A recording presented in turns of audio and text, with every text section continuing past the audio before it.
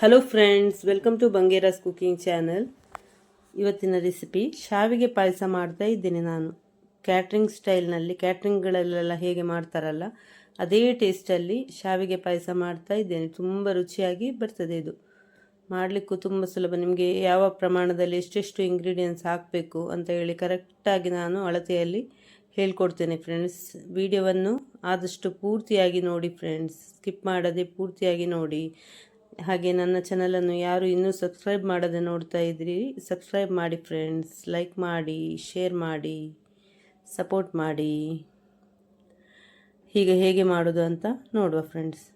ನಾನು ಮೊದಲಿಗೆ 1 ಲೀಟ್ರ್ ಹಾಲನ್ನು ಕಾಯಲಿಕ್ಕೆ ಇಡ್ತಾ ಇದ್ದೇನೆ. ನೋಡಿ, 1 ಲೀಟ್ರ್ ದಪ್ಪ ಹಾಲು ತಗೊಂಡಿದ್ದೇನೆ ನಾನು. ದಪ್ಪ ಹಾಲನ್ನು 1 ಲೀಟ್ರ್ ಹಾಲನ್ನು ಒಂದು ಬದಿಯಲ್ಲಿ ಕಾಯಿಸ್ತಾ ಇದ್ದೇನೆ.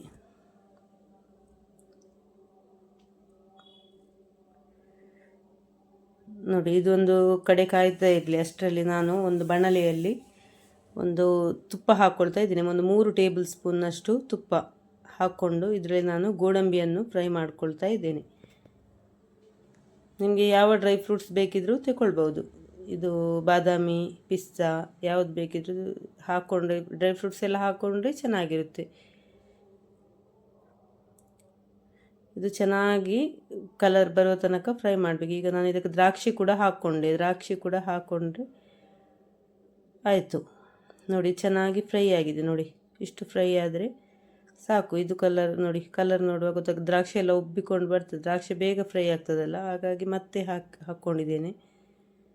ಗೋಡಂಬಿಯನ್ನು ಮೊದಲೇ ಹಾಕಿ ಫ್ರೈ ಮಾಡ್ಕೊಂಡಿದ್ದೇನೆ.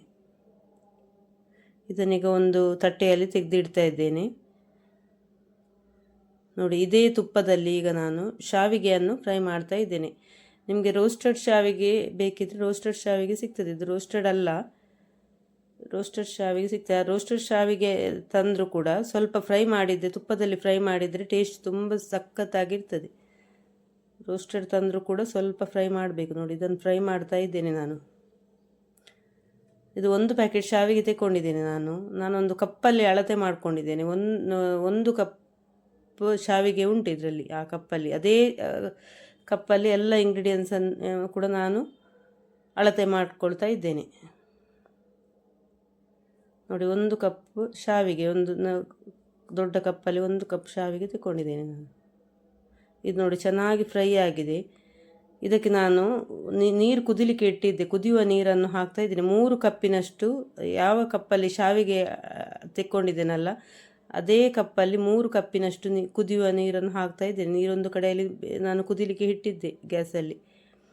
ಈಗ 3 ಕಪ್ಪಿನಷ್ಟು ಕುದಿಯುವ ನೀರನ್ನು ಹಾಕ್ಕೊಂಡಿದ್ದೇನೆ. ಇದನ್ನು ಶಾವಿಗೆ ಚೆನ್ನಾಗಿ ಬೇಯಬೇಕು, ಚೆನ್ನಾಗಿ ಸಾಫ್ಟ್ ಆಗಬೇಕು ನೀರಿನಲ್ಲಿ. ಚೆನ್ನಾಗಿ ಈ ನೀರೆಲ್ಲ ಶಾವಿಗೆ ಎಲ್ಲ ಬೆಂದ ಮೇಲೆ ಈ ನೀರು ಎಲ್ಲ ಹಾವಿ ಆಗ್ತಾ ಬರ್ತದೆ. ನೋಡಿ, ಚೆನ್ನಾಗಿ ಬೇಯಬೇಕು. ಈ ಥರ ನೀವು ನೀರಿನಲ್ಲಿ ಮೊದಲು ಕುದಿಸೋದ್ರಿಂದ ನಿಮಗೆ ಶಾವಿಗೆ ಪಾಯಸ ಉಂಟಲ್ಲ ದಪ್ಪ ಆಗೋದಿಲ್ಲ, ಮತ್ತೆ ಇಲ್ಲದೆ ದಪ್ಪ ಆಗ್ತದಲ್ಲ.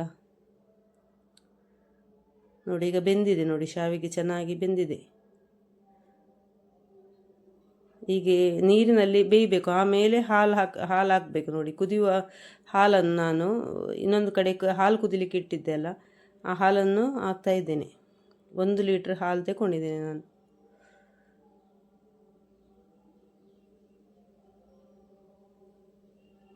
ಇನ್ನು ಒಟ್ಟಿಗೆ ಶಾವಿಗೆ ಎಲ್ಲ ಚೆನ್ನಾಗಿ ಒಟ್ಟಿಗೆ ಕುದಿಬೇಕಿನ್ನು. ನಾನು ಯಾವ ಕಪ್ಪಿನಲ್ಲಿ ಶಾವಿಗೆ ತಗೊಂಡಿದ್ದೇನಲ್ಲ ಅದೇ ಕಪ್ಪಿನಲ್ಲಿ ಅರ್ಧ ಕಪ್ಪಿನಷ್ಟು ಸಕ್ಕರೆ ಹಾಕ್ಕೊಳ್ತಾ ಇದ್ದೇನೆ ಇದಕ್ಕೆ. ನಿಮಗೆ ಸಕ್ಕರೆ ಜಾಸ್ತಿ ಬೇಕಿದ್ರೆ ಜಾಸ್ತಿ ನೋಡಿಕೊಂಡು ಹಾಕಿ. ನನಗೆ ಅರ್ಧ ಕಪ್ ಸಕ್ಕರೆ, ನೋಡಿ ಸಕ್ಕರೆ ಹಾಕ್ಕೊಳ್ತಾ ಇದ್ದೀನಿ. ಅರ್ಧ ಕಪ್ ಸಕ್ಕರೆ ಕರೆಕ್ಟಾಗಿದೆ ನನಗೆ ಸ್ವೀಟ್. ನಿಮಗೆ ಜಾಸ್ತಿ ಬೇಕಿದ್ರೆ ಜಾಸ್ತಿ ಹಾಕ್ಕೊಳ್ಬೋದು. ನಿಮಗೆ ಸಕ್ಕರೆ ಹಾಕುವ ಬದಲಿಗೆ ಕಂಡೆನ್ಸ್ಡ್ ಮಿಲ್ಕ್ ಬೇಕಿದ್ರೆ ಕಂಡೆನ್ಸ್ಡ್ ಮಿಲ್ಕ್ ಕೂಡ ಹಾಕ್ಕೊಳ್ಬೋದು. ಇನ್ನು ಸ್ವಲ್ಪ ತಿಕ್ಕಾಗಿ ಬರ್ತದೆ, ಫ್ಲೇವರ್ ತುಂಬ ಚೆನ್ನಾಗಿರ್ತದೆ ಕಂಡೆನ್ಸ್ಡ್ ಮಿಲ್ಕ್ ಹಾಕೋದ್ರಿಂದ.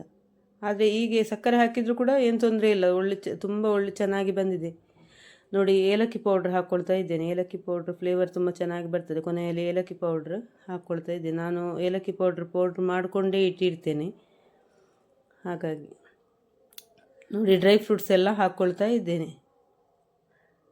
ದ್ರಾಕ್ಷಿ ಮತ್ತು ಗೋಡಂಬಿ ಹಾಕ್ಕೊಳ್ತಾ ಇದ್ದೇನೆ.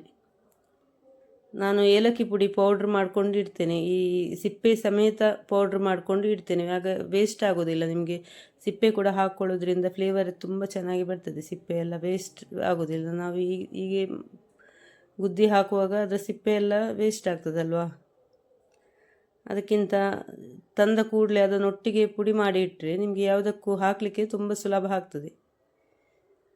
ನೋಡಿ ಚೆನ್ನಾಗಿ ಕುದೀತಾ ಉಂಟು, ನೋಡಿ ಈ ಥರ ಚೆನ್ನಾಗಿ ಕುದಿಬೇಕು.